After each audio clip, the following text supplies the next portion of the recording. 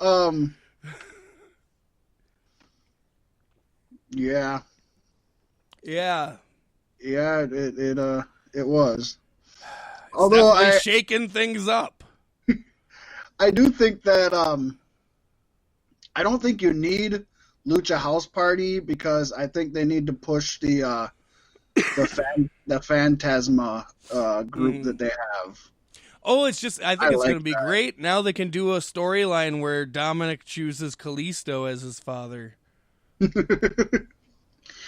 Legado del Fantasma, that's what it is. The League of Phantasma. I think that's going to be better than Lucha House Party ever was, anyways. So, or at I least, hope so. yeah. There we go. That was the SmackDown portion of the draft, I guess. If you want to say it. And we move on Raw this Monday. We've seen the second day of the draft, and round 1, day 2, Pasty. We've seen the Fiend Bray Wyatt, the Viper Randy Orton, and the Queen Charlotte Flair all get drafted over to Raw. And we've seen SmackDown was a little smarter as they picked Bayley, the SmackDown Women's Champion, and the Street Profits, the Raw Tag Team Champions. So they picked champions in their first round. Don't know why you wouldn't. They're going to put Big E with the Street Profits over on SmackDown and call them the New Day. Which this led to one thing I did see that I thought was just stupid, so stupid. And I think I must have seen it on Facebook or something where Street Profits and New Day, or Xavier and Kofi, I don't know what they're going by, they run into each other backstage and they're both carrying the SmackDown titles and the Raw titles, and they're just like, hey, we should just switch them. And so they switched them.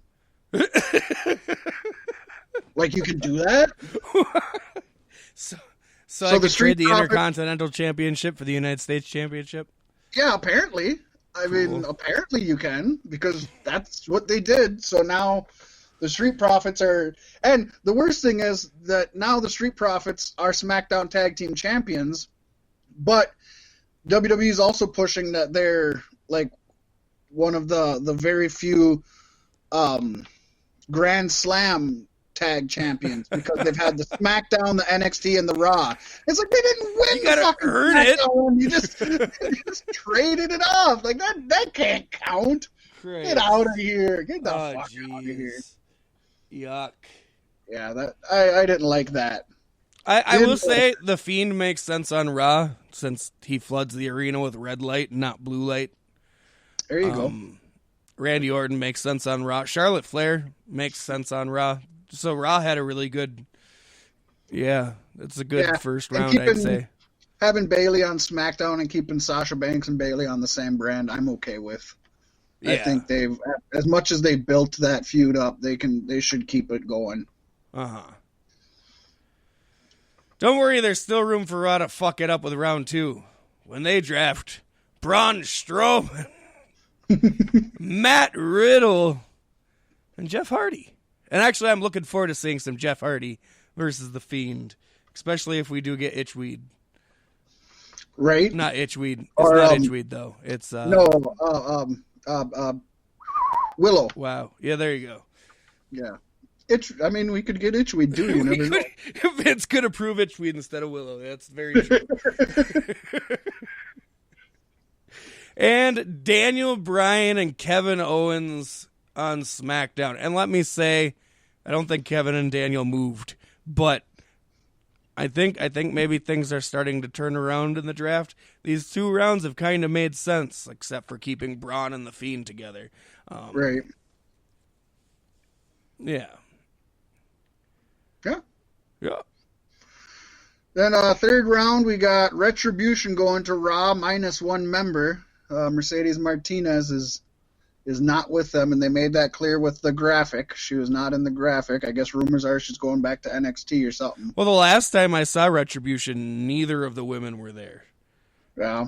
And that was when Ali deemed himself the leader, and he held up his hand with 5 fingers. So there's only 5 members, apparently. I don't know. I don't It's know. weird. That might have It's been when Mia Yim was out with COVID too. I don't know.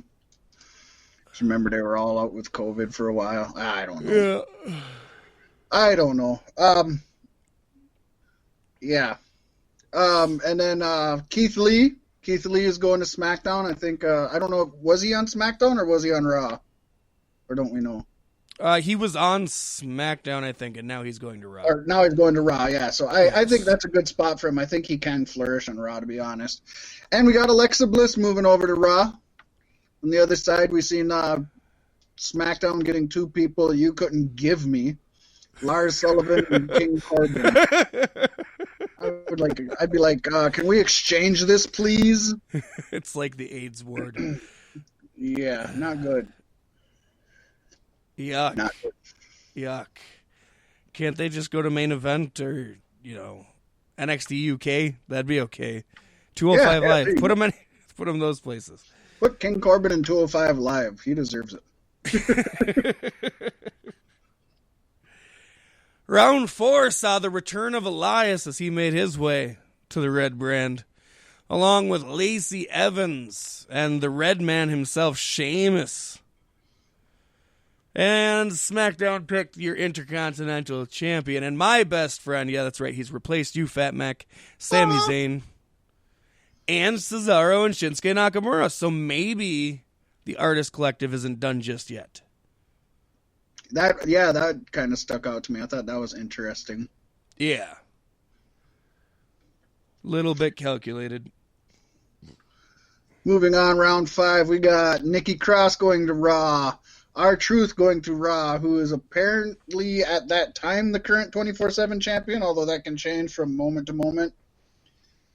And a guy I've never heard of called Yabba Dabba Doo Boy, who used to play for the Minnesota Vikings as a Babatunde. What's up with WWE and the Vikings? They got Brock Lesnar, they got Roman Reigns, they got Babatunde. Like, what's the deal? They're just really into the Vikings. Yeah. I suppose because, Vikings football players suck, so they got to do something to make money. They ain't gonna make They it. get them the cheapest that way. You get them the cheapest Exactly. that way. Can't go for Peyton Manning, obviously. SmackDown, they did something I didn't want them to do. They drafted Ziggler and Rude together. I was hoping they were going to split them up because I don't. Of all the tag teams you could have split up or kept together, that's stupid. Yeah, and then they got Apollo Crews as well. So yay. Well, at least he won't have to deal with the Hurt Business anymore. Yeah, and he's not hurting. He's not doing good business either. And 6th round saw Raw picking up Titus O'Neil, Peyton Royce, and Akira Tozawa. And SmackDown picked up Carmella and Aleister Black. That's right. Aleister Black was drafted after Titus O'Neil. Yeah. I mean, just listen to those names, and it's like one of these names is not like the others. Yeah. I don't know. Aleister Black should have been first night probably, or at least higher on this one. For sure. Yeah, it's weird. I don't know.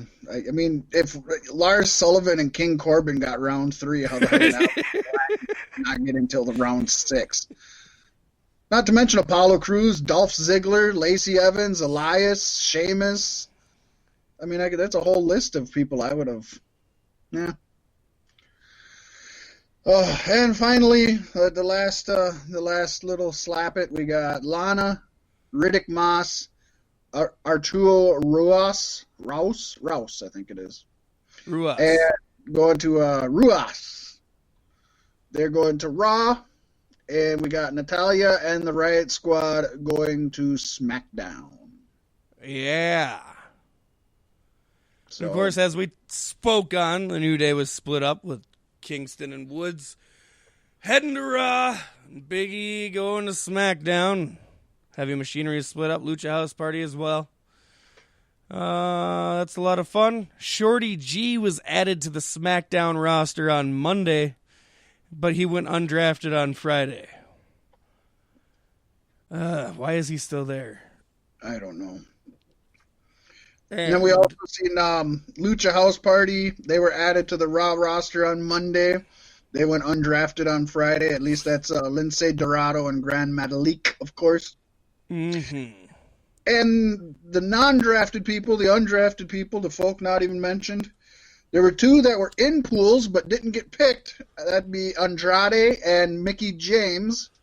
And rumors are they'll both go to Raw when they come back. They're both out for reasons we'll touch on later on in the injury report. And names that are big names but weren't in the draft pools: Becky Lynch, Jimmy Uso, Ivar, Sonya Deville, Edge, Jinder Mahal, Samoa Joe, Mojo Rawley, The Forgotten Sons, Bo Dallas, Big Show, John Cena, Bill Goldberg, Ronda Rousey, and The Undertaker. And those ones are mostly for either injury reasons or just not currently working reasons. So, yeah, reserving them for the big pop when there's a surprise that shows up somewhere. Oh man, when Mojo Rawley shows up with the Forgotten Sons and Bo Dallas, shit's gonna erupt. They're not just gonna get hype; they're gonna stay hype. Did Eric get drafted? Did I just block that out of my mind? I don't think so, but it didn't end up on the list of major names. So Eric just isn't a major name. Ivar is.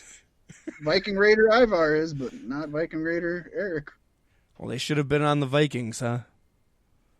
Maybe Vince would take them more seriously. There's a thing with the Vikings. There's something with the Vikings. The Vikings, just not the Viking experience. Exactly. And speaking of Northerners, Pacey, we got a somber this week in pro wrestling history because Stuart Edward Stu Hart passed away from a stroke on October 16th, 2003, just 17 years ago, at Rocky View General Hospital in Calgary, Alberta, Canada. Reports say that the view outside his window was rocky. He was 88 when he died.